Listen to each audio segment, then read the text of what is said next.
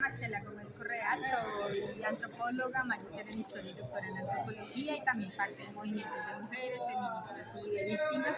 El libro que presentamos hoy en la Universidad del Atlántico se titula De amor, vientre y sangre, politización de lazos de parentesco y gestación de una paz transformadora. Este capítulo trata de la justicia transicional. Yo propongo una perspectiva que es crítica y propositiva de la justicia transicional.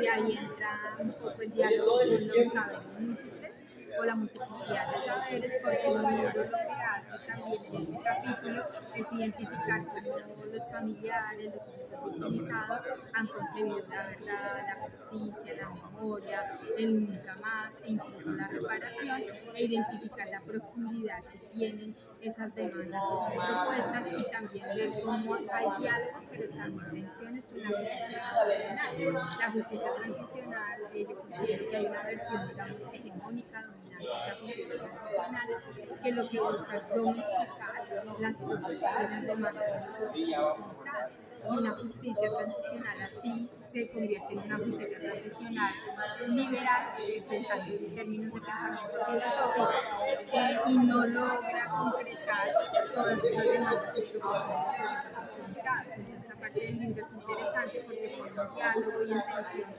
esas visiones distintas sobre esos elementos que son fundamentales para la sociedad, y muestra cómo los sujetos victimizados, los familiares, han construido una gran cantidad de propuestas que también han permitido avanzar en la construcción de paz, cómo estos familiares apuestan a la democracia, cómo ayudan a radicalizar, cómo ayudan a pensar los arreglos éticos que deben sostener nuestras sociedades, y allí, por ejemplo, la verdad y la justicia son fundamentales.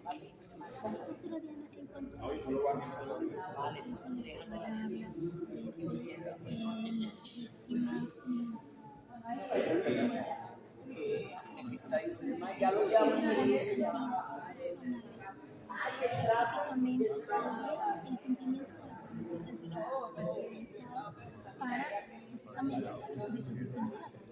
Bueno, ahí habría que decir varias cosas. Uno, que pues el acuerdo de paz tiene un ítem que es el de derechos de las víctimas. Este ítem ha tenido desarrollos bien importantes, como la Comisión de Esclarecimiento de la Verdad, la Unidad de Personas por Desaparecidas, la Jurisdicción Especial para la Paz, y allí digamos que los derechos de las víctimas pues han tenido un abordaje específico. Hay balances que son, digamos, como desiguales, y Comisión de la Verdad es un trabajo muy interesante de diálogo con las víctimas, con los sujetos victimizados, pero por parte de las víctimas de la violencia estatal pues sí existen unas preocupaciones, por ejemplo, de cara a la Jurisdicción Especial para la Paz, qué tanto se va a identificar el carácter de violencia estatal, por ejemplo, en las ejecuciones extrajudiciales, qué tanto los responsables de la violencia sí van a cumplir con esclarecer la verdad a cambio de que se acaben sus penas. Esas son preocupaciones que existen, por ejemplo, en torno a las ejecuciones extrajudiciales, pero también está la pregunta de por qué la Jurisdicción Especial para la Paz tiene casos abiertos en los países del Estado, que históricamente la desaparición forzada en sus inicios fue ejecutada por agentes del Estado, por paramilitares, más adelante por grupos guerrilleros también, pero existe un origen muy concreto que las víctimas consideran abordar.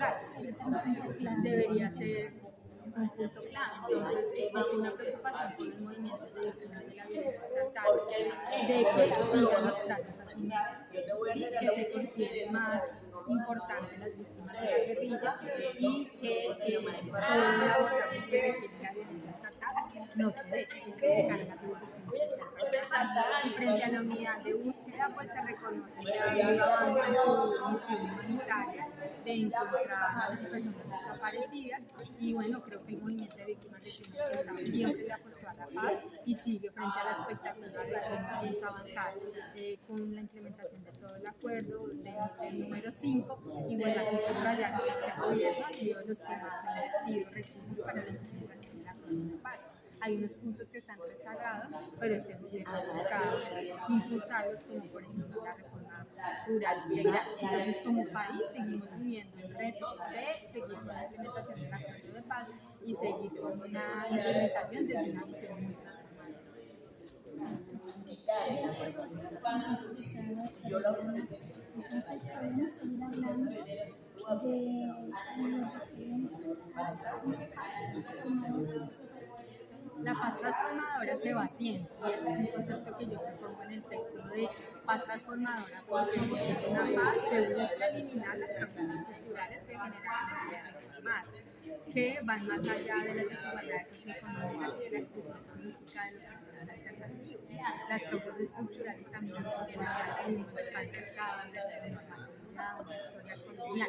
La paz transformadora se materializará cuando también vayamos avanzando todas las transformaciones profundas, pero también es una paz transformadora porque la construimos desde el día a día, desde las organizaciones y desde los territorios.